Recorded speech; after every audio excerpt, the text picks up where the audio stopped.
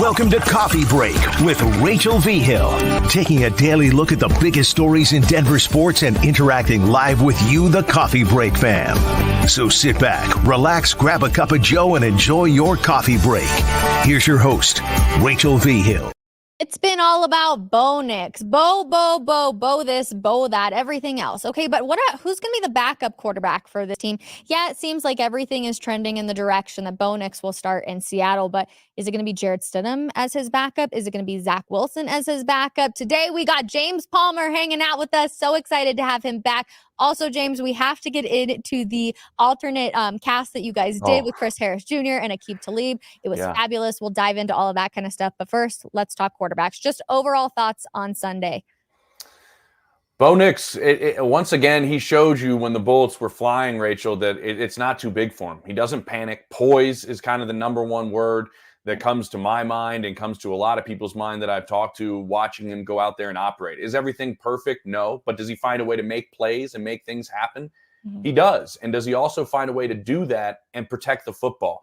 Not taking sacks, eliminating negative plays, making sure that the ball isn't turned over, all of those things that maybe were issues last year. Sacks, obviously one of them. Moving behind the chains, also one of them. And one of those things is Bo Nix doesn't do that. He hasn't put the offense as a whole in difficult situations. When you stay ahead of the chains and you keep finding completions and you find ways to move the football and you don't hurt your offense in any way, really, outside of running past the line of scrimmage, which he was right there. It was close.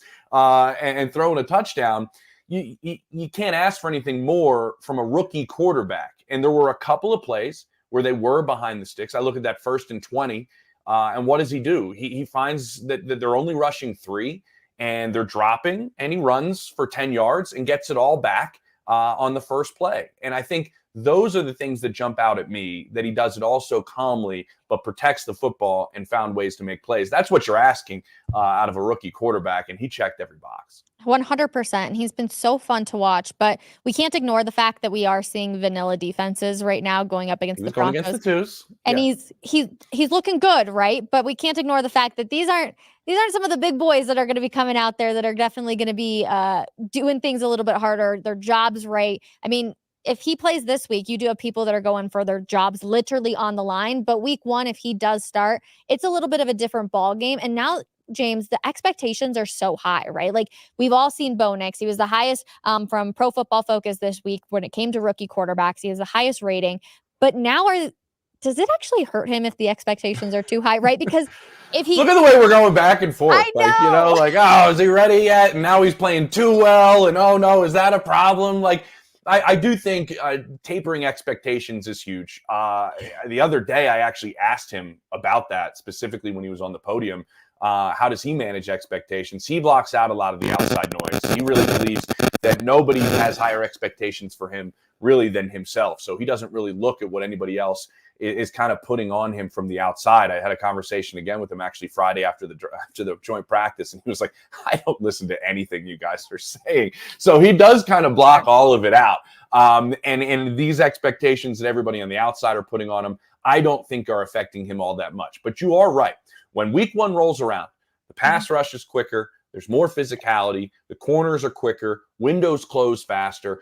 Will there be mistakes? Yes. But what I've seen during this training camp, joint practice, 2 preseason games, Rachel, is he seems to kind of have a feel, banks issues that have come up, and then doesn't make the same mistake twice. That's one of the biggest things about him so far that has blown away the coaching staff, as Davis Webb told me. Like, once he makes a mistake, he doesn't really make it again. Mm-hmm. That's a big thing that's going to happen during the regular season, because there will be mistakes. You will find out that windows close quicker, and what you could do in the preseason against some of these players, you can't do, during the regular season. But also, you have a head coach that schemes it up pretty well. If it's there, he takes it. And if it's not there, his nature is not to force the football naturally. Mm-hmm. So you would think that he's not going to really put the ball in harm's way in the regular season all that much, because that's not really his nature. Will it happen?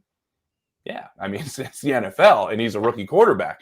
But I think his natural, the way he plays the game translates into playing, I don't want to say conservative, but just smart football and taking completions that are there.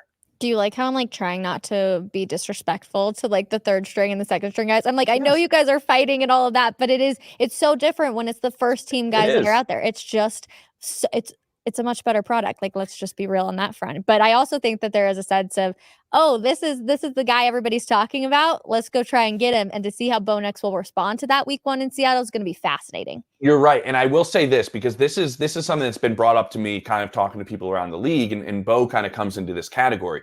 There's a fine line for a coaching staff with a rookie quarterback or a young quarterback learning their system to where you play to their strengths, but also you don't overly play to their strengths to where they're not going through the other experiences that they will have to do at the NFL level during training camp in the preseason. You get what I'm saying? So you don't play everything into Bo's strengths, because there's other things that have to happen during the regular season, and you don't want those blank moments happening during the regular season. You want to put him in some of those uncomfortable situations. That's where that fine line between playing to like exactly what your quarterback already knows and including those things he's going to have to learn at the NFL level at the same time. That's one of the things I want to ask Sean Payton actually this week about. Because that's kind of a really difficult balance around the league into going exactly into what they want out of the quarterback in the future, but also preparing them to play right now, because a lot of rookies are playing right now. So you play to their strengths. Well, and that's even what Sean Payton talked about, at the podium after the game on Sundays. He's like, we had all of these guys and we had a different play call sheet for each of them, going to what the plays that they felt comfortable to, right? Exactly. So things are going to change. Yeah, because that may have been every single play that Bo Nix was like, Coach, I got this one down. I feel really good about it. Yeah. And then one day it's going to go out there and he's going to be like, crap, this isn't one of these plays I'm super comfortable with. We could see mistakes, but it's all about having a rookie QB out there. And those are just some of the learning curves we're going to all have to deal with here in Broncos country. But James, let's talk backup, because nobody really knows who could possibly be the backup. I mean, Sean Payton could throw us a bit of a whirlwind and say, it's not even going to be Bo Nix week 1. I'm hoping that's not the case, but you never know when it comes to Sean Payton. Excuse me. Right now, today, it seems like everybody's going viral because of the Scoop City podcast, essentially, that came out. And it just shows you that Sean Payton's raving about Zach Wilson and how he had such a great week at camp last week. What have you heard about that relationship between, obviously, the former rookie QB up there with the Jets, who had all eyes on him a few years ago, and now where he sits here with the Broncos? Listen, I love Scoop City. Diana's a good friend. Chase is a great friend. Known those both of them for some time. But I've been saying this for a while. He's had a really good camp. From the start of camp, he's had a really good camp. And obviously, Chase knows Sean Payton very well. Played in the system, played for Sean, spent some time with the team, I believe. They really like Zach Wilson. I think they think something's there. I don't think they want him to get out of the building, which is why I'd be surprised if they didn't keep all 3 on the 53-man roster to make sure that all of them stay in the building. Jarrett still knows the system extremely well. I think he still has a value in the room Monday through Saturday, specifically if you're starting a rookie quarterback, because of how smart Jarrett is and how he understands the system and how he can be an extra set of eyes for Bo Nix throughout the week. Now, who wins the backup job? That's going to be really interesting, because I believe it's closer than some people think. And it's not anything Jarrett's done wrong. I think Zach has played better than they expected. I think he's more comfortable. I think obviously he found a place where I call it quarterback rehab. Some other people call it, I think Mace called it like quarterback master's program, which I think if you fail your bachelor's, you can't get into the master's program, which is essentially, let's just call it what it is, happened to Zach Wilson when he was in New York. So I don't know how he gets to this master's program. I think he's kind of, in a reclamation project that they've really enjoyed and has gone better than they thought. And I was on with Phil and Zach on Monday night talking about the backup position. And Phil asked me, well, why would you have a guy that has a huge ceiling be your backup guy? Like, why, you already have your franchise quarterback. I immediately think, like, the Eagles had Carson Wentz. They gave him a franchise quarterback contract. And what did they do? They went and drafted Jalen Hurts, somebody who had a really high ceiling. And what ended up happening there? It fell apart with Carson Wentz.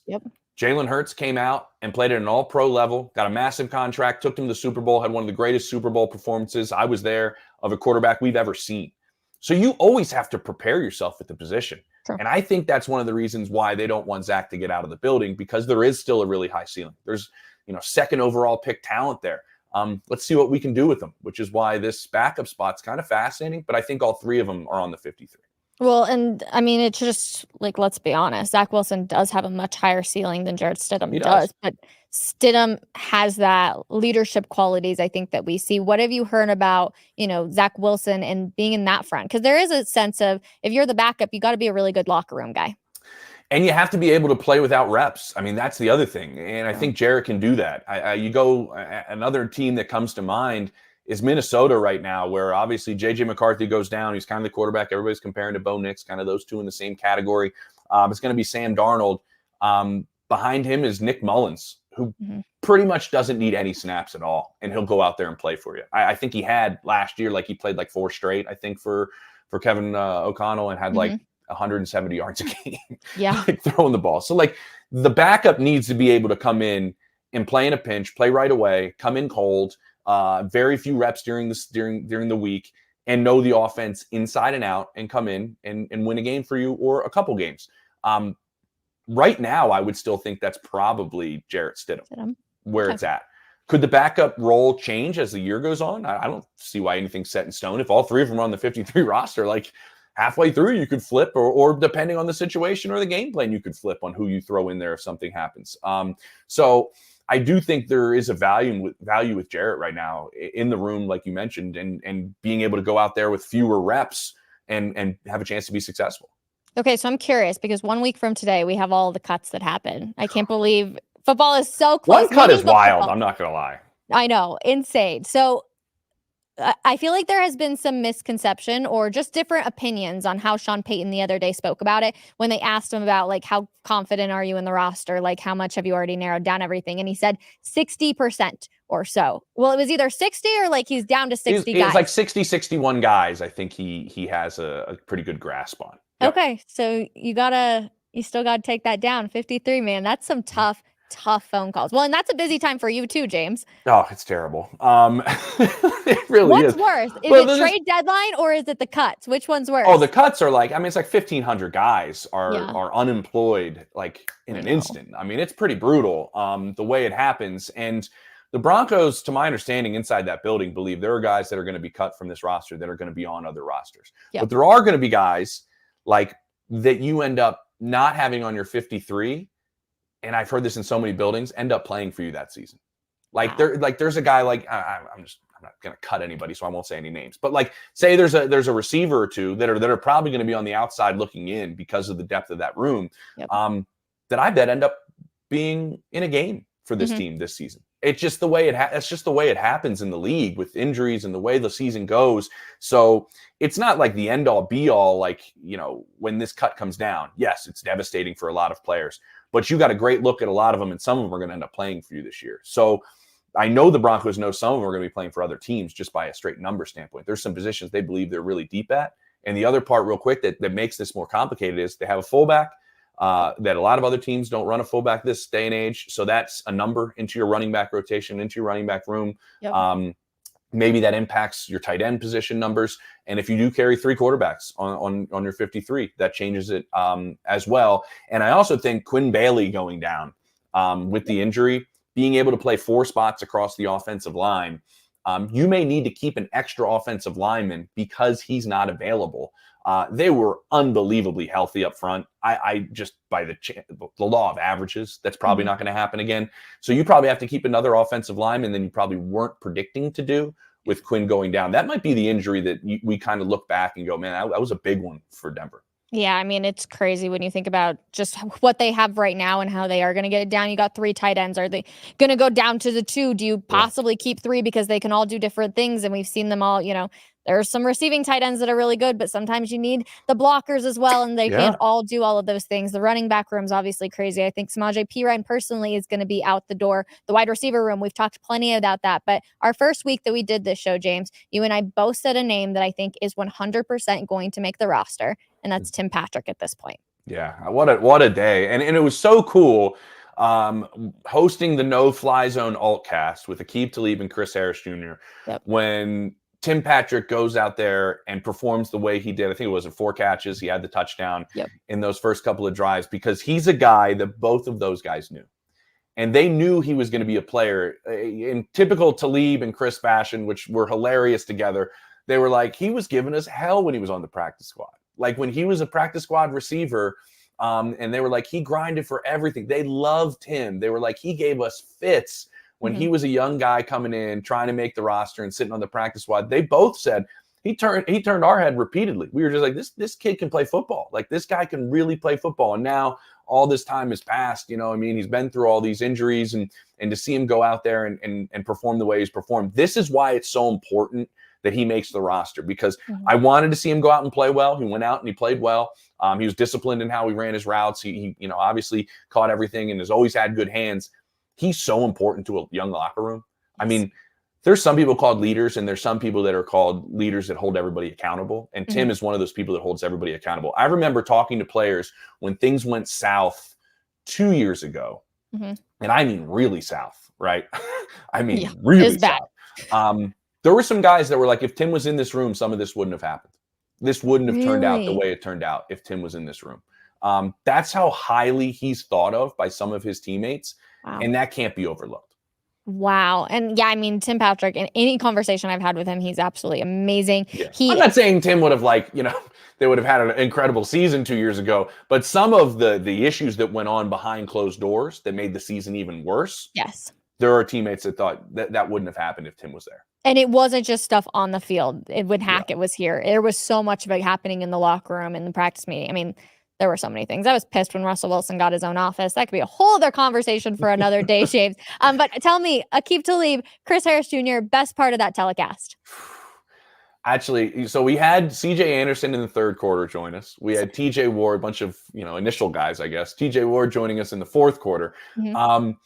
But listening to them while they talk about the game, I mean, the way Chris can talk about Jaquan McMillan, who's like already becoming one of the better slot corners in football. Chris was one of the best for a decade playing on the inside at the slot corner spot. Just knowing that position and breaking that down was incredible. But like, we sat for like 45 minutes before the game started just talking football. And, Talib's eating food from HEB, I think, and we're hanging out. And just, they are both, with their football IQ, just off the charts, and just, they really are. And so it was just so fun. I'd say probably the best story was when Talib, we were talking about joint practices, and then Talib was like, man, I had joint practices against Bill Belichick and the Patriots when I was in Tampa, first round pick.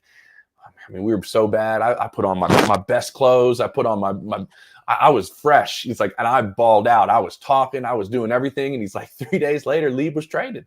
And I was traded to the Patriots. And my first meeting with Bill Belichick, he said, you balled out at that joint practice. That was the reason we wanted you, is the way you played against us in that joint practice. So he's like, hey, all you young fellas out there, when you're playing in a joint practice, remember, you could be playing for the other team eventually by balling out. That was a great story I had never heard from Talib, but tons of stories too from the Super Bowl 50 season and things like that. It was an absolute blast. Hopefully we get a chance to do it more, maybe next preseason, because those guys were absolutely fantastic. We had a lot of people watching by the end of the game. It was great. Well, heck yeah. I mean, the opportunity, right? Like I always say, I would pay so much money to sit down in a room with former guys that were at the top level of their game and just see how they comprehend the game and how they understand different things and what they're paying attention to, right? Like you can learn so much from it. So yeah, we hear all the funny stories, but just the opportunity to get little snippets of how they hear, like, and see different things.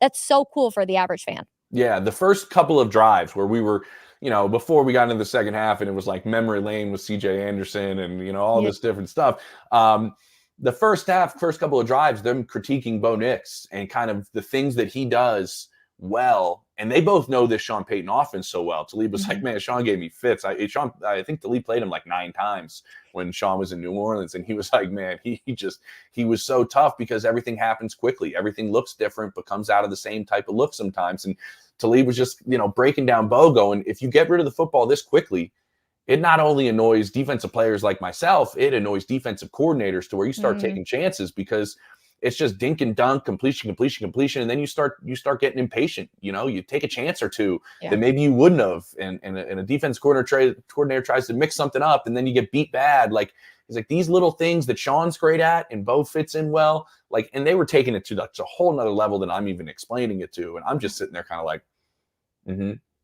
I'm learning so much. It was fantastic. It really was. I can't even imagine. Well, James Palmer, I feel that exact same time or way every single time I sit down with you. I always appreciate it. Thank you so much for the time. To everybody in the comments, thank you guys for hanging out with us. We will be back next week. Cuts begin. James Palmer, will I see you there? You'll just be sitting on your phone and I'll be talking. I hope I'm not cut. Is that what you're asking? James will I be there on the cut sitting list? on his phone, literally being like, okay, Rachel, this. And I'm going to be like, anything else? And he's like, I can't tell you yet. I'm going to be like, dang it. Come on, James. Hey, you got to keep some stuff off the record. Listen, I respect it. All right, James Palmer, everybody, thank you so much. We will see you guys tomorrow. Have a good one. Bye.